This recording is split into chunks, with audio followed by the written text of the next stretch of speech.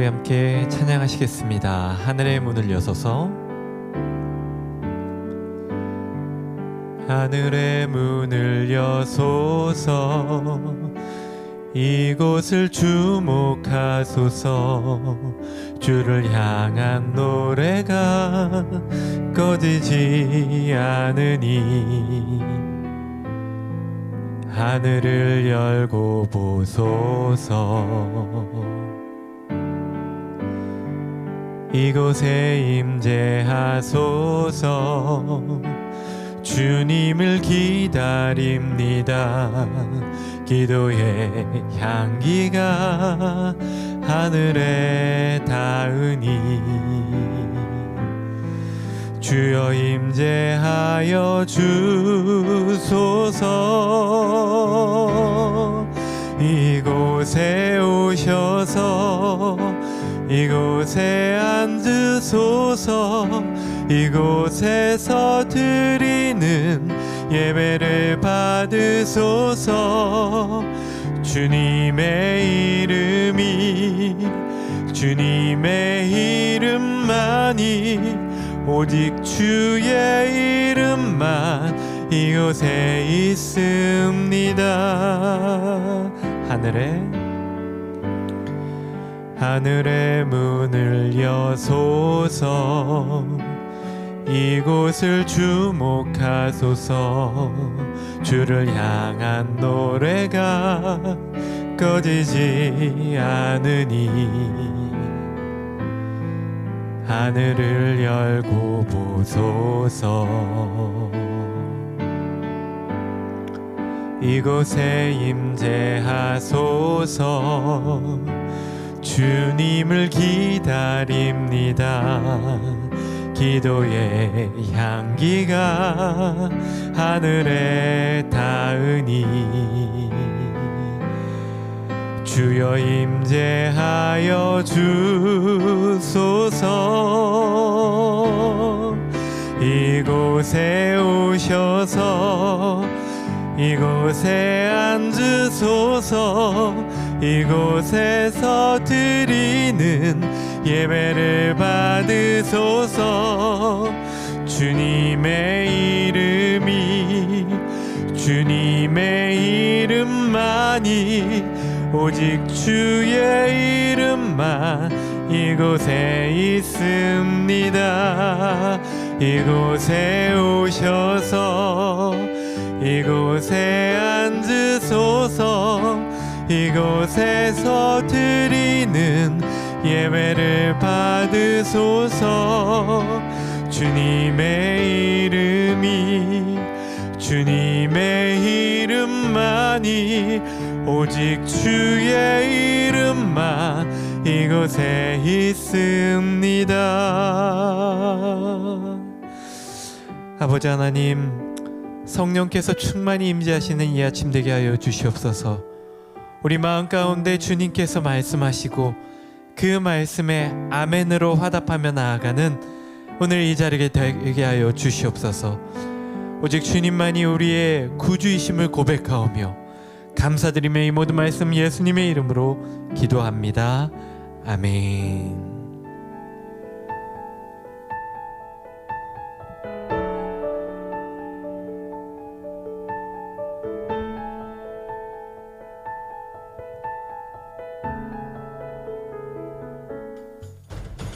느바세 아들 여로보암 왕 18째 해에 아비암이 유다 왕이 되고 예루살렘에서 3년 동안 다스리니라. 그의 어머니의 이름은 마아가요 아비살롬의 딸이더라.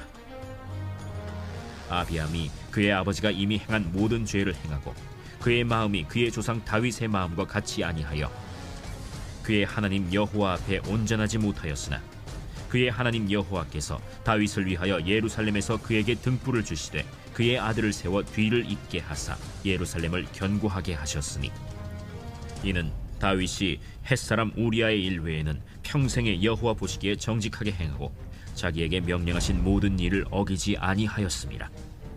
르호보암과 여로보암 사이에 사는 날 동안 전쟁이 있었더니 아비암과 여로보암 사이에도 전쟁이 있습니다. 아비암의 남은 사적과 그 행한 모든 일은 유다 왕 역대 지략에 기록되지 아니하였느냐. 아비암이 그의 조상들과 함께 자니 다윗성에 장사되고 그 아들 아사가 대신하여 왕이 되니라. 아멘. 오늘도 말씀 가운데 함께 하시는 여러분 진심으로 환영합니다. 하나님께서 말씀을 통하여서 우리에게 놀라운 은혜를 주시기를 소망합니다. 오늘 우리가 함께 보시는 말씀은 아비암, 르호보암의 아들 아비암이 이제 왕이 되어서 일어난 일들에 대해서 본문이 말씀하고 있습니다. 아비암이 왕이 되고 나서 남유다와 북이스라엘 사이의 관계, 뭔가 변화가 있을 것 같지만 사실은 여로보암과 르호보암의 그 대립 관계가 르호보암이 죽고 나서 아비암과 여로보암의 그 갈등은 계속 그 적대적인 태도가 계속해서 유지되는 것을 볼 수 있습니다. 특별히 이 아비암은요 3년이라는 짧은 시기를 통치했다라고 기록하고 있습니다.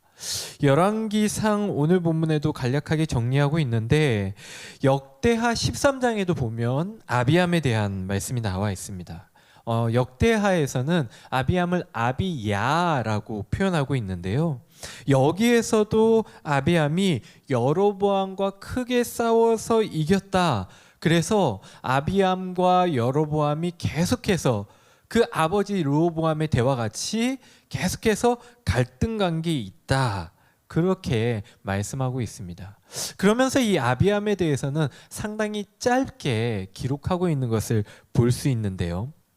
그럼에도 불구하고 열왕기상 본문이 이 아비암에 대해서 초점을 맞추고 있는 부분이 있습니다.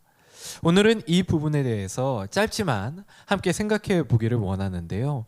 먼저 3절로부터 5절의 말씀을 쉬운 성경으로 제가 다시 한번 봉독해 보겠습니다. 아비암은 그의 아버지가 지은 모든 죄를 그대로 따라했습니다. 아비암은 그의 조상인 다윗과는 달리 그의 하나님 여호와께 충성하지 않았습니다. 하나님 여호와께서는 다윗을 위하여 예루살렘을 지켜주셨습니다. 그리고 그의 아들이 예루살렘에서 왕위를 이어가도록 해주셨습니다. 왜냐하면 다윗은 언제나 여호와께서 보시기에 옳은 일을 했기 때문입니다. 다윗은 햇사람 우리아의 일 외에는 그의 평생에 하나님의 명령을 어긴 적이 없었습니다. 아멘. 아비암에 대해서 짧게 이야기를 하고 있죠. 3년을 다스렸다. 그런데 안타까운 것은 이 짧은 시간 동안에 좀 좋은 일을 했으면 좋을 텐데 그렇지는 않았던 것 같습니다. 오늘 말씀에 보니까 이 짧은 기간 동안에 한마디로 얘기하면 르호보암의 죄를 그대로 따라했다. 어제 본문에서 우리가 르호보암에 대해서 좀 보았는데요. 아쉬운 점이 많습니다. 르호보암으로 시작해서 유다 전체가 하나님 앞에 죄를 지었다. 우상 숭배를 그 어느 때보다 심하게 했다라고 그렇게 이야기하는 것을 볼 때에 아쉬운 점이 너무나 많죠. 그런데 오늘 아비암도 르호보암보다 좀 나았으면 좋겠는데 그 죄를 끊고 새롭게 하나님 앞에서 선한 일을 했으면 좋겠는데 본문은 결코 그렇게 얘기하지 않습니다. 오히려 다윗과 달리 하나님께 충성하지 않았다. 그렇게 이야기하고 있습니다. 이렇게 죄악된 일을 저질렀음에도 불구하고 오늘 본문에서 보면요. 오늘 본문 방금 이제 3절로부터 5절의 말씀을 보면 다윗에 대해서 이야기하고 있는 것을 우리는 볼 수 있는데요. 아비암은 이렇게 하나님께 충성하지 않았지만 그의 조상 다윗, 그의 솔로몬과 다윗 그 위의 조상들은 하나님께 충성했다라는 부분들을 명시하고 있습니다. 짧은 아비암의 통치 그리고 아비암에 대한 짧은 그 묘사 가운데에 강조하고 있는 부분이 바로 다윗이 어떠하였는가, 그의 조상의 다윗이 어떠하였는가에 대해서 초점을 맞추고 있다라는 것이죠. 한마디로 이야기하면 다윗의 신실함을 보고 하나님께서 그 왕위가 계속될 수 있도록 은혜를 베푸셨다라는 이야기입니다. 여러분, 그런데 이 말씀을 보면 왠지 가족 중에 한 명이 하나님의 말씀대로 정말 신실하게 잘 살아간다면 하나님이 그 사람을 보시고 나머지 가족들에게, 그 공동체에게 은혜를 베푸신다라는 의미로 우리는 얼마든지 이 부분을 해석할 수 있을 것 같습니다. 그런데 과연 그것이 옳은 해석일까요? 오늘 말씀에는 두 가지 강조점이 있습니다. 결코 한 사람으로 인해서 모든 공동체가 득을 본다, 그 잘못을 하더라도 그들의 잘못을 하나님께서 용서해 주신다, 그런 의미가 아닙니다. 오늘 우리가 이 부분에 대해서 명확하게 깨달을 수 있었으면 좋겠습니다. 먼저 첫 번째는 르호보암의 죄악입니다. 르호보암의 죄악이 아비암에게도 영향을 미치고 있다라는 것을 성경은 말씀하고 있습니다. 즉 죄가 대대로 내려오고 있다. 우리가 흔히 얼마나 많이 이야기를 했습니까? 죄의 전염성이 얼마나 강한가, 죄의 전염성이 얼마나 강한가를 다시 한번 이야기해 줍니다. 결코 아버지가 죄악을 저질렀는데 그 죄악이 그 아들에게 영향을 미치지 않는다라고 이야기할 수 없다. 그 죄가 분명히 대대로 이어서 내려져 오는 것은 당연한 일이다 라는 것을 성경은 분명히 전제로 하고 있습니다. 그런데 성경 우리가 이제 보다 보면 왕들 중에서 아버지는 정말 악했는데 아들은 선한 왕들이 있습니다. 보면 아하스의 아들 히스기야 같은 경우, 아하스는 정말 악했죠. 그런데 히스기야는 정말 선한 왕으로 길이길이 평가를 받습니다. 악을 행한 아버지와는 달리 신실하게, 다윗과 같이 그렇게 신실하게 하나님을 섬겼다라고 평가받는 이들이 있습니다. 그런데 정말 예외입니다. 이것은 결코 일반적이지 않고요. 성경은 끊임없이 대를 이어서 그 죄가, 그 악이 내려져 올 수밖에 없다라고 이야기하고 있습니다.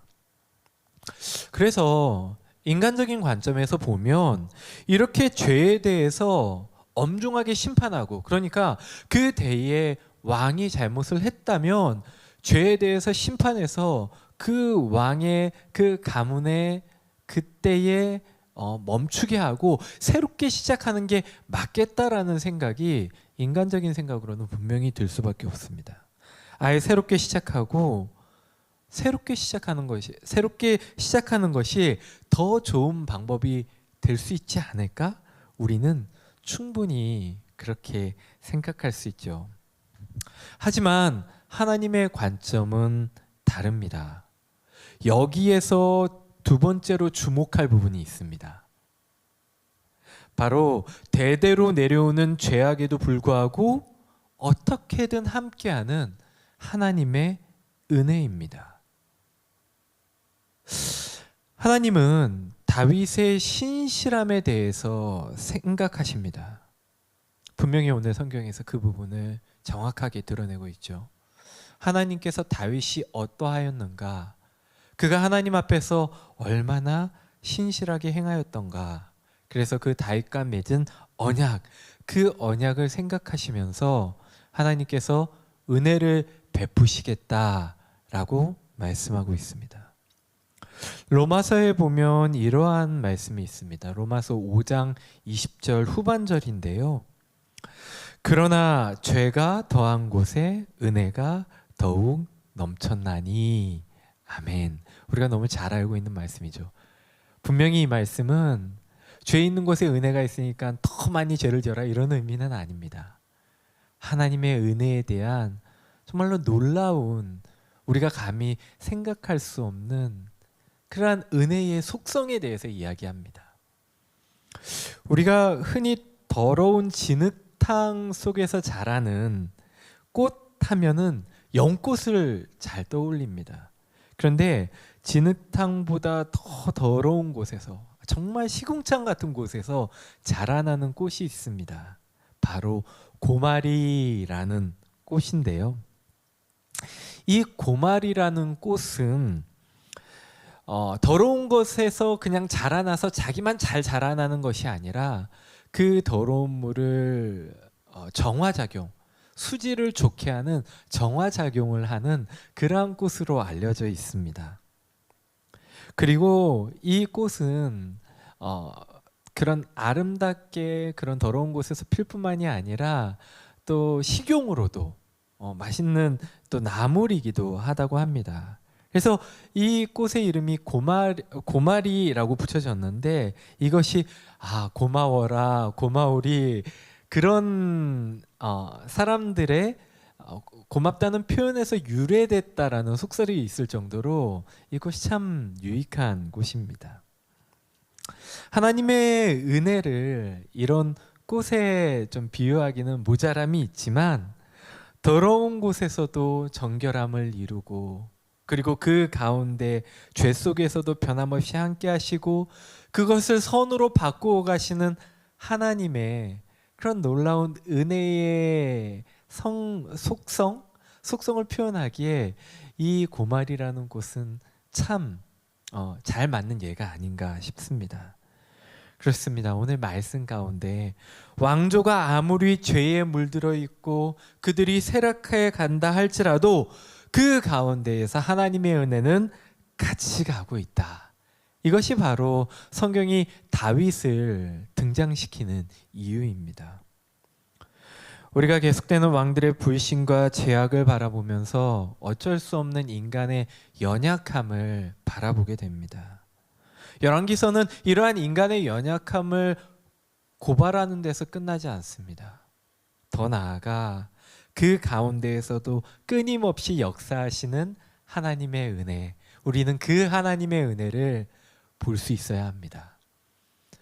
인간의 왕이 연약하여서 우상을 숭배하고 죄 가운데 빠진다 하더라도 끊임없이 기다리시며 함께 하시는 하나님의 은혜가 그 가운데 있기 때문에 이 땅에 하나님의 나라가 이루어져 갈 수 있다는 것, 그리고 하나님은 은혜를 베푸셔서 선택한 그 하나님의 백성이 언제든지 돌아올 수 있도록 끊임없이 함께하고 계신다라는 것, 이것이 바로 오늘 말씀에서 아비함의 일생을 통해서 정말 짧은 시간이지만 그 가운데에서 하나님께서 말씀하시는 바임을 우리가 오늘 말씀 가운데 받기를 소망합니다.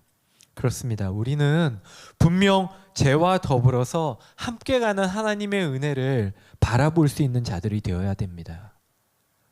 비록 내가 죄로 말미암아 한때 넘어질 수는 있을지라도 끊임없이 함께 하시는 하나님의 은혜를 붙들고 그 하나님의 은혜에 어떻게든 가까이 가려는 그러한 노력으로 발버둥을 치며 살아가야 하는 것이 바로 우리가 이 땅 가운데 해야 하는 일, 가장 중요한 일이라는 것을 항상 잊지 않았으면 좋겠습니다.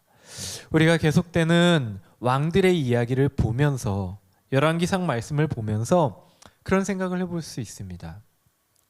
언젠가 우리도 우리의 인생이 평가받을 때가 올 것이다. 그렇다면 과연 우리는 어떠한 평가를 받을 것인가?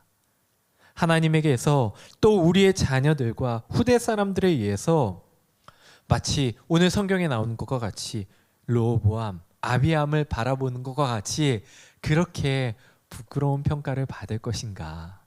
아니면 죄 가운데 흐르는 하나님의 은혜를 붙잡기 위해 부단히 노력하는, 하나님을 바라보며 하루하루 몸부림치며 살아가는 그런 자로서 남게 될 것인가? 오늘 열왕기상 말씀은 분명히 우리에게 그렇게 도전하고 있습니다. 사랑하는 성도 여러분, 우리가 믿음의 사람으로 하나님과 사람 앞에 서기 위해 무엇보다 중요한 것이 있습니다.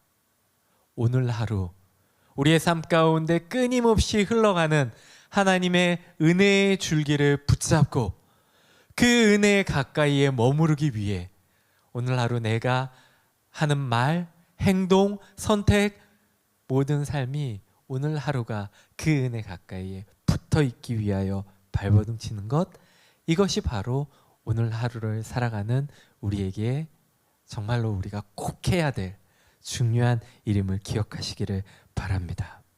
그럴 때에 하나님의 은혜가 우리의 삶 가운데 같이 흐르고 성령께서 우리를 그 가운데로 인도하시고 지키실 줄로 믿습니다. 오늘 말씀대로 살아가는 우리 가운데 놀라운 은혜가 있기를 소망하며 우리 함께 기도하기를 원하는데요.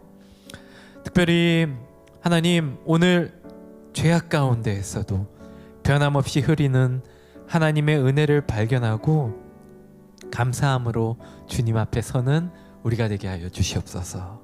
그리고 대를 이어 흐르는 죄의 영향력 아래에서도 성령께 의지할 때 성령의 능력으로 보호받고 또 선한 일들을 이루어가는 나와 나의 가정과 나의 공동체가 될 수 있도록 주님 도와주십시오. 우리 이렇게 오늘 말씀 생각하면서 함께 기도하도록 하겠습니다. 아버지 하나님, 감사합니다. 주님께서 오늘 우리에게 주신 말씀을 기억하며 나아갑니다. 주님,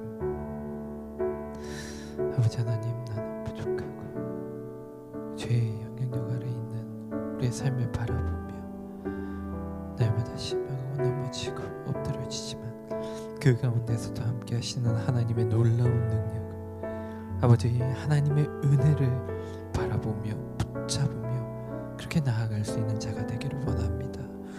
주님, 새롭게 하신 하나님의 능력, 베푸신 하나님의 은혜, 아버지 그 가운데 있기를 원합니다.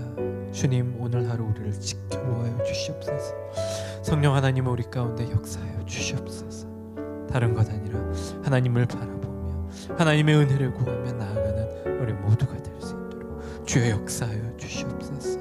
아버지 기도하는 아버지, 우리의 심령을 들어주시고 주님의 가운데 신실하게 역사하여 주시옵소서.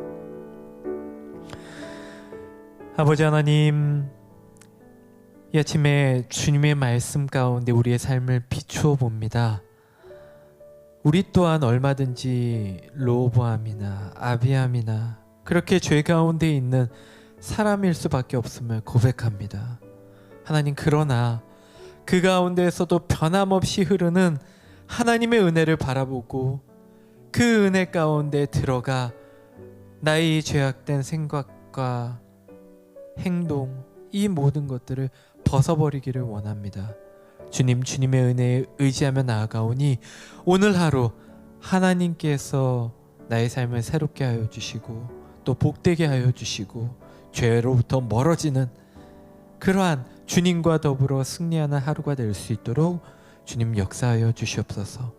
오늘 이 아침에 나와 기도하는 우리의 심령 가운데 성령님 역사하여 주시고 확신을 주셔서 우리가 주님 앞에 아뢰는 이 모든 것들이 주의 선한 일들을 이루어가는데 부족함 없도록 주님 함께하여 주시옵소서. 이 모든 말씀 주님께 영광 올려드리오며 감사하며 이 모든 말씀 예수님의 이름으로 기도합니다. 아멘.